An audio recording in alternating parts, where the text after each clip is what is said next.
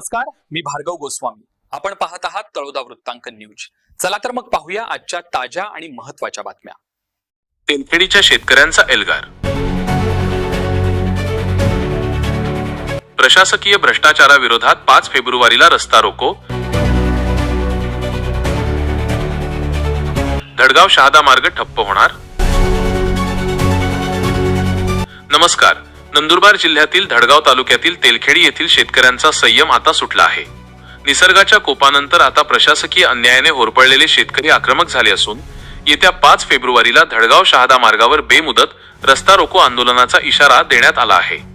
October-November 2025 मध्ये झालेल्या अवकाळी पावसाने तेलखेडी परिसरातील पिकांचे मातेरं केलं. शेतकऱ्यांच्या डोळ्यांदेखत पीक गेलं, पंचनामे झाले, पण जेव्हा मदतीची वेळ आली तेव्हा तेलखेडी गावाचं नाव यादीतून गायब झालं.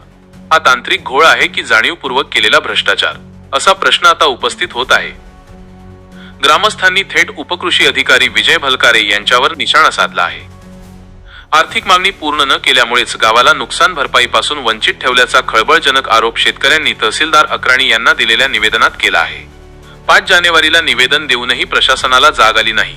म्हणूनच आता युवा क्रांती संघटना आणि तेलखेडी ग्रामस्थ 5 फेब्रुवारीला रोहजरीपाडा येथे रस्त्यावर उतरणार आहेत. या आंदोलनामुळे धडगाव शहादा हा मुख्य रस्ता पूर्णपणे ठप्प होण्याची शक्यता आहे. याबाबत शेतकरी व ग्रामस्थांचे प्रशासनाला सवाल आहेत की पंचनामे होऊनही गाव मदतीपासून वंचित कसं? संशयास्पद भूमिकेत असलेल्या अधिकाऱ्यांची चौकशी कधी होणार? बळीराजाला न्याय मिळणार की केवळ आश्वासनांची गाजरे मिळणार?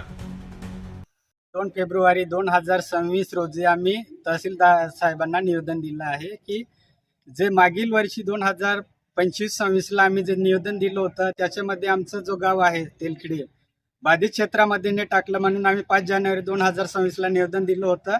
त्या संबंधित जो संबंधित डिपार्टमेंट आहे त्याच्याकडून आम्हाला प्रत्युत्तर भेटलं नाही. त्यासाठी आम्ही 2 फेब्रुवारी 2026ला निवेदन दिलं आहे की आम्हाला जर याच्यावर काय प्रत्युत्तर जर नाही भेटलं तर 5 फेब्रुवारी 2026ला आम्ही शहादा आणि धडगावला रोहजरीपाडा इथं तहसील ऑफिसच्या जवळ रस्ता रोको आंदोलन करणार आहोत. तिथं जर शांतता आणि सुव्यवस्था जर काय बिघडली तर संबंधित जो डिपार्टमेंट आहे प्रशासन तो संबंधित डिपार्टमेंट जबाबदार राहील, असं आम्ही गावकऱ्यांकडून. आंदोलनामुळे उद्भवणाऱ्या कायदा व सुव्यवस्थेच्या परिस्थितीला केवळ आणि केवळ प्रशासनच जबाबदार असेल, असा स्पष्ट इशारा मंगेश वळवी, लक्ष्मण पाडवी, रवींद्र वळवी, बाबा पावरा, अमिताभ वळवी, टेट्या पावरा, माका पावरा, नांजा पावरा, किसन वळवी, दिलवरसिंग पाडवी, मेरसिंग पावरा, ठुमला पावरा, वसा पावरा यांनी दिला आहे. उपसंपादक रवींद्र वळवी यांच्यासह तळोदा वृत्तांकन न्यूज नेटवर्क धडगाव. आजसाठी एवढेच. अशा सर्व बातम्या पाहण्यासाठी आमच्या न्यूज चॅनलला सबस्क्राईब करा. धन्यवाद.